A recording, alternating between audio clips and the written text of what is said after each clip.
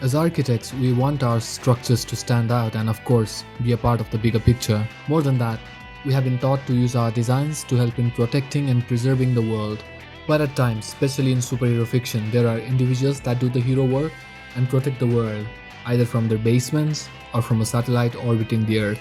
As the self-proclaimed nerdiest of the architects, I always imagined how awesome it would be to design homes and structures for superheroes. I mean, every building needs an architect, right? Unless you're that apocalypse guy from X-Men. He can just wave his hands around and we architects just hate that guy. Maybe we're just jealous. So today we are listing down the most iconic buildings or structures ever made to house a superhero or a group of superheroes from across the popular media franchises. We are also going to treat the buildings as if we are the superheroes living in them to measure the experience and design firsthand. Also, this list will not include a whole city like Atlantis, Latveria or Wakanda, as that will have to be saved for some other day. We will be looking across Marvel, DC, everything in Cartoon Network and even in Japanese anime. That's a lot of things to look into, so let's go. The best superhero layers of all time are...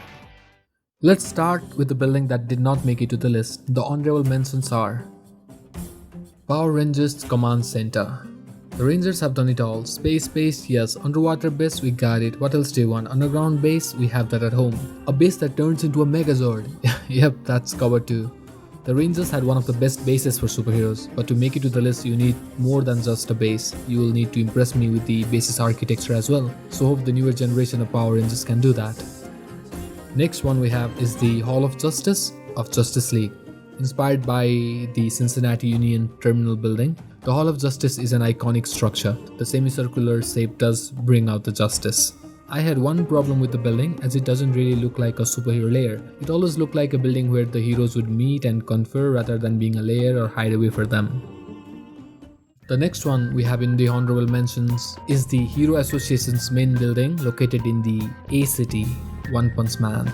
The current Hero Association's main building in One Punch Man is built over a city called A-City. Stay with me. The city was completely destroyed by alien invaders called the Dark Matter Thieves at the end of anime season 1. A superhero called Metal Knight rebuilt the Heroes Association's main building complex in the same area, and it features an instantly recognizable central complex surrounded by numerous highways that come out of the building and lead out to other cities. Next one that almost made it to the list was Mount Justice from DC. The whole structure is a dug-out mountain and inside a conspicuous lair for young inductees to the Justice League. Although it's a go-to place for junior Justice Leaguers, it used to be a headquarters of the big boys and girls at one point of time. To be honest, it would definitely take superpower individuals to dig out a whole mountain and make a lair inside of it. Just like how our houses need all the essentials for a super lair, a training room, a trophy room, a hangar, along with a cozy place to call it a day, all is in Mount Justice till someone destroys it, of course. The final one in the honorable mentions is the Cat's Lair from ThunderCats. I was really surprised to see how well thought out the lair of ThunderCats was. From the Sculptor-X design to the power source to keep all the lights on. You can see the detailed layout of the whole thing in these old blueprints, from the plan of all floors to how the building worked when the ThunderCats needed to deploy. This sectional drawing shows so much. They have large rooms that go through multiple floors and also small chambers to house the ThunderCats. To be frank, this should have made it to the list. I really love the work they put into the design of the Cat's Lair. Tigra, one of the members of the ThunderCats, came up with the design and the plans. The ThunderCats were helped by local inhabitants, this teddy bear looking cyborg tribe, to build the base.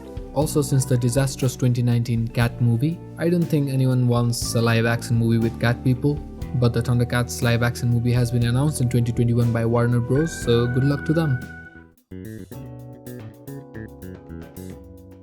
So now we start with the main list. At number 10, we have the Titans Tower from the Teen Titans in DC Universe. A huge tacky T-shaped building. This should not have made it to the list, but maybe it's nostalgia or maybe there is something to this building that compelled me to put it on the list. Imagine a group of tight-knit super teenagers sharing one building. If you were a teen, that's what you'd want. No supervision, a whole tower for you and your friends, and you can do almost anything you want to do. The T just makes it look like you are a teenager at the top of the world. It does make me wonder, who does the cleaning here? Do they never clean? Are there cleaning robots or does Flyboy do all the chores? I would rather not know that part. Now coming at number 9, we have the Avengers Tower inhabited by the Avengers in Marvel Cinematic Universe. The building was initially used by the weapon manufacturer and billionaire Tony Stark, and later it became the headquarters of the Avengers in the Marvel Cinematic Universe. The tower was then reused in the comics versions as well as the Avengers headquarters. The first appearance of the Stark Tower was in 2005 comics, The New Avengers number 3. This version of the tower in comics was composed of 3 buildings. The main tower was 93 stories, the North Tower was 55 stories, and the South Tower was 35 stories. There was also Heimdall's observatory on the top of the building for a while. Then it made its first appearance in MCU 2012 movie The Avengers. This was the tower's most iconic form. In the Avengers first movie, it was Stark Tower. It was powered by an arc reactor independent of the city's power grid, which leads Loki to select it to power up the Tesseract.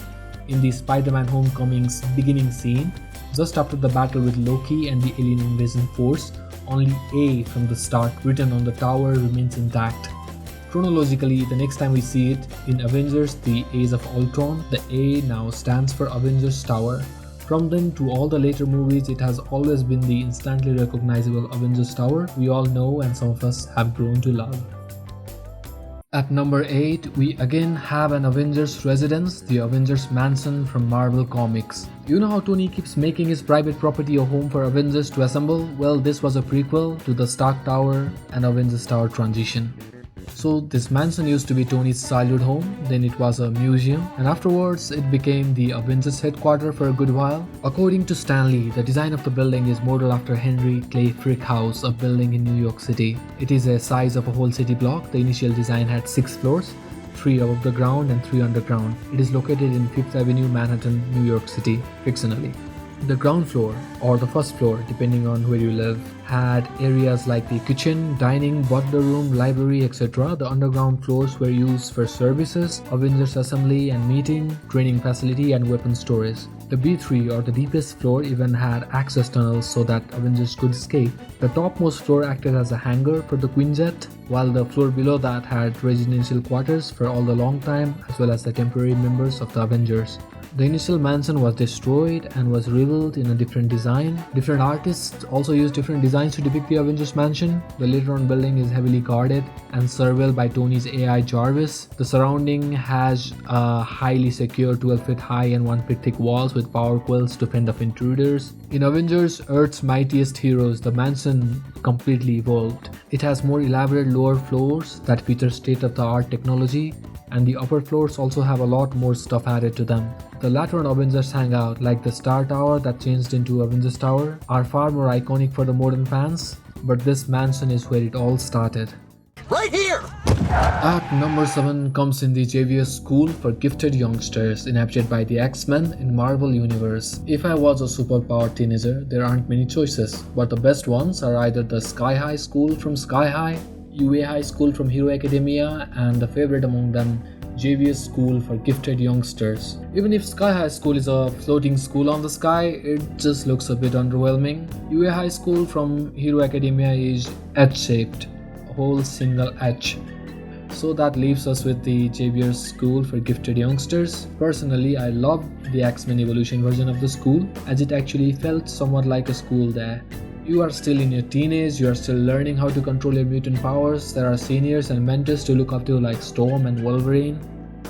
But one thing does seem scary, which is Professor X. He can constantly know what you're up to and whatever is going on your mind, which is probably important to understand superpowered teenagers going on through teenage. But good luck with your private time. It's like the convent school, but the god actually knows everything you do. Apart from the professor problem, the facility itself is perfect. There are classrooms for normal classes and for superpower training. They have a huge compound with a lot of greenery, and of course, they have their own jet with a hangar and a whole secret base of operations. How does one even get the permit to build this? Never mind. If I question the permit for this, then the next ones on the list are going to need much more than permits. The professor probably brainwiped the bureaucrats and the engineers and the architects and the builders. It's like building the Taj Mahal, but instead of your hands getting chopped off, all of that's made up rumor by the way, you get your memory wiped. Thank you for the building. Oh, you're welcome. Call us again. What do we want to build? Wait, where am I? Who are you? What am I doing here?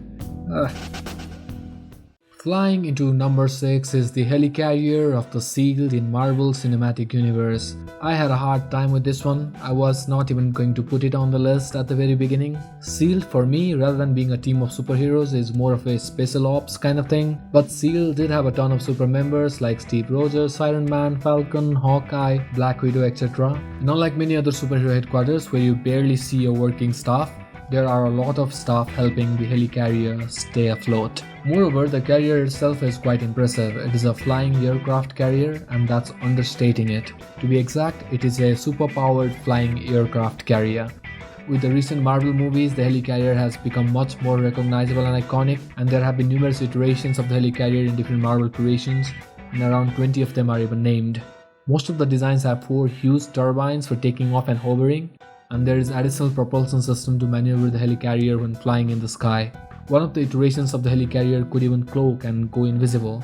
A top portion has runways for fighter jets to take off and land. The quarters and offices along with high security confinement and halls are in the central portion of the carrier. The bottom portion mostly has services and facilities that help the Helicarrier function and stay afloat. Something like this as of right now is not achievable with current technology. If you want your own Helicarrier, then you can go get the Lego one, or you can use your own drones and pretend it's the Helicarrier. The classic superhero residence Baxter building fights its way to number 5. The Fantastic Four, a family of superheroes. All of them are overachievers. They're astronauts, scientists, combat-trained daredevils. It's like that one guy. Their headquarters, the Baxter building, is located in 42nd Street, Madison Avenue, New York City. It is a 35-floor building with the top 5 floor as the home of the Fantastic Four. Each floor height is about 24 feet or 7.3 meters high. The high floor height has a reason, as it was an industrial building made to house pulp recycling machinery before it became the home of the Fantastic Four. The building is not just a living quarters. It has a hangar and an observatory on the roof floor, labs and research facilities in subsequent floors, and a 5-floor tall rocket silo that launches a muffled silent rocket. The top 5 floors of the building are highly secured, airtight, and even the openings like windows have 2 feet or 0.61 meter thick reinforced glasses. The walls are all armored to withstand destructive attacks. Each floor has been intricately planned. The lowest, which is the 31st floor, is the residential floor, and from 32nd to 35th all floors are nothing what normal people need. The building has a heavily reinforced steel frame construction with K-shaped bracing that has withstood numerous attacks by supervillains, well, except for the time it was launched into outer space. What I'm worried about is the tenants that live in the other 30 floors of the building. I hope they have evacuated a long time ago. The building is a disaster waiting to happen 24/7.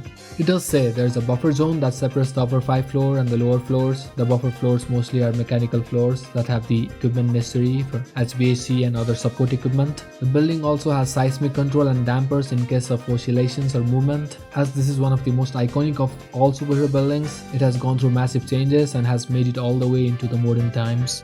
I will not hope for a good Fantastic Four live action movie, but animation people, please make something good, and also make sure that Baxter building looks awesome in that one.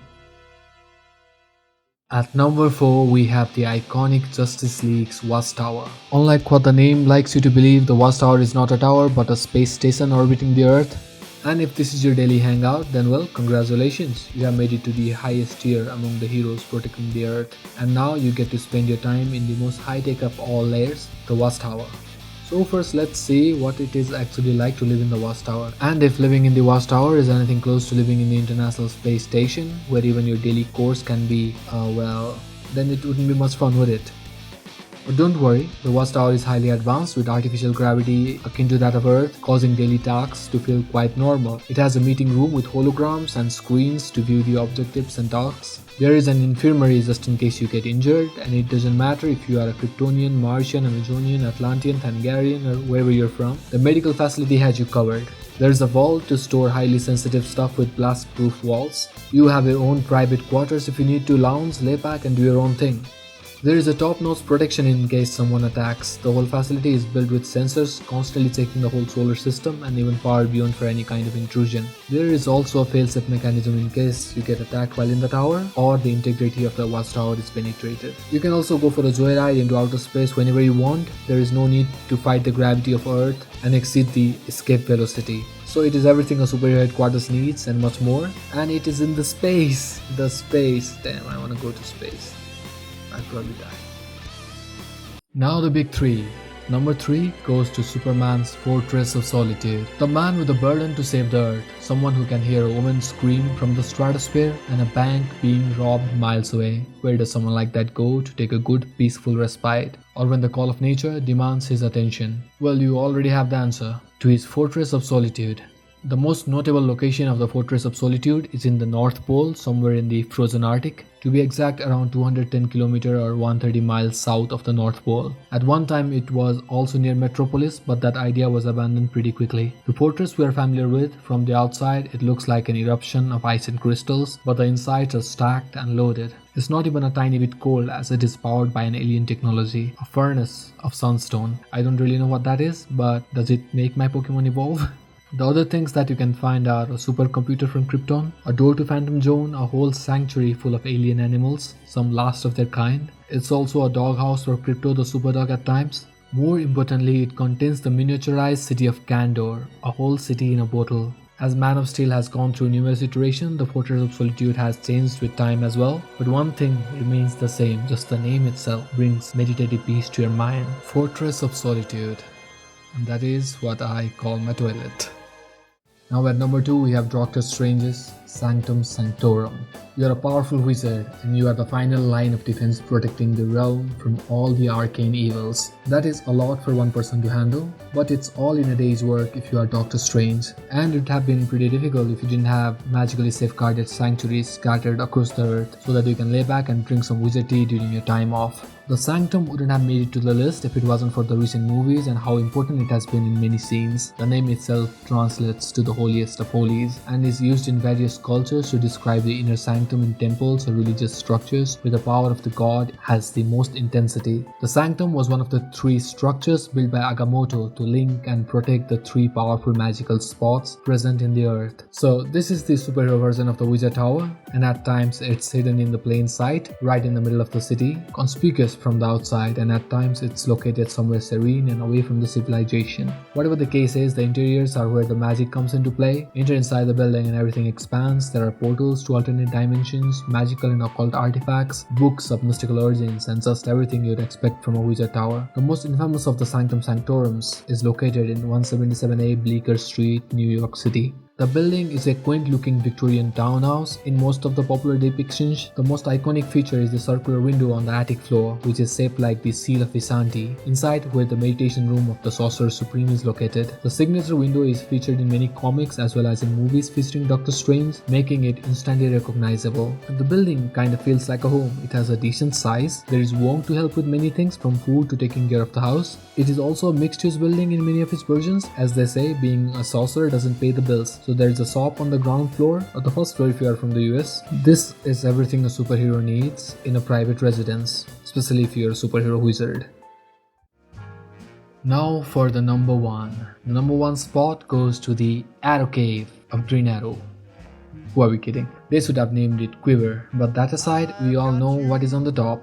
The modern iteration of Dracula's castle, the iconic house atop the hill trope which definitely transcends the generations. This is exactly what the Wayne Manor is, and moreover what's underneath it. The base of operations of the Batman, his Batcave. I like how personal the Batcave feels, molded to exactly serve Batman, and it's been repeatedly used by multiple variations of Batman because it's just perfect. And of all the things that add to its perfection, there's Alfred, a super butler serving and assisting the Batman.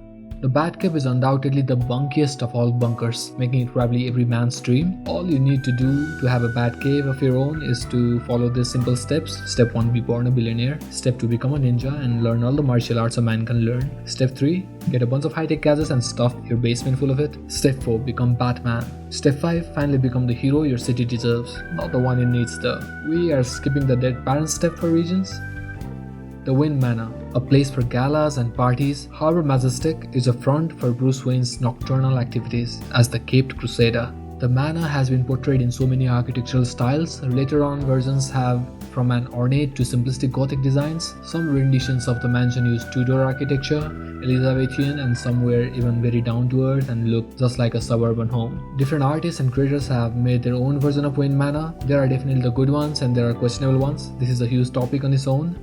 The most popular version of Wayne Manor at the present date, not the Batcave, just the manor, is from the Dark Knight movies. In Dark Knight movies, 2 mansions were used. In Batman Begins is the Mentmore Towers, designed by Joseph Baxter, the architect who also designed the Crystal Palace. It was designed for the Rothschild family, so yeah. After the mansion burns down in the first movie, courtesy of Ra's al Ghul, in Dark Knight Rises, the manor is revealed and it's now a mansion that is located in England. It's called the Wallerton Hall. The interiors, however, were sought in another location, which is also in England, called the Osterley Park House. This is a Tudor period house and uses neoclassical features. In the animated series of the Batman, the manor is drawn inspired by Art Deco style of architecture and features. Time and again, it is depicted as a hill mansion with lightning drops on the background, making for an instantly recognizable visuals. When it comes to the Batcave, the comic book versions have everything beat. Maybe it's the way it's drawn. The most loved one seems to be the Batcave from the Court of the Owls. From the movies, it's the Dark Knight trilogies and Batman 1966 Batcaves that take the cake. What I'm curious about is how did Batman get in all the huge stuff into the Batcave? The giant make dinosaur, the giant Queen, every one of his vehicles, Batsuits, the giant Joker playing card. Well, he's a super billionaire. Why am I even asking? So that is our top 10 list of the best superhero lairs, and if I missed one, please you can tell me which I missed, and hopefully I got it all. And if you need the details of where I got the pictures or anything you need, just drop me an email or drop me a comment. So Fry, was the real moon anything like the moon you used to dream about?